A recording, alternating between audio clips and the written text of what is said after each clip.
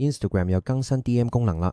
今次帶嚟5大全新工具，無論係即時溝通、分享音樂定係管理信息，都變得更加方便。呢啲功能唔單止令個人用戶交流更輕鬆，對品牌嚟講更加係一個大好機會。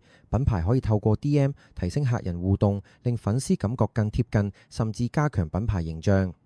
Instagram 明顯加強私訊功能，推動社交平台向更即時、更互動嘅方向發展。想知道今次更新有咩特別？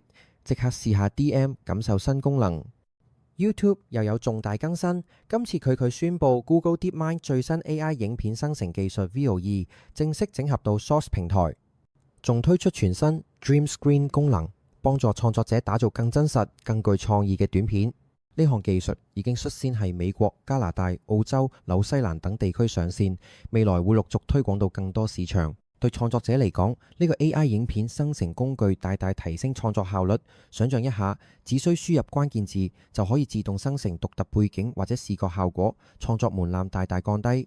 YouTube 正全力發展 Shorts， 針對 TikTok 同 Reels。你認為呢項 AI 更新會點樣改變短片市場啊？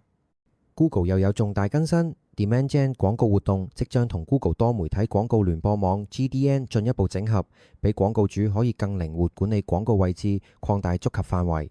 呢項改變將喺2025年3月正式生效，係4月擴展至圖像廣告版位。對品牌營銷嚟講，呢次升級將影響廣告投放策略。廣告主可以控制廣告顯示地點，提高轉換效果。Google 明顯加強 Demand Gen 廣告能力。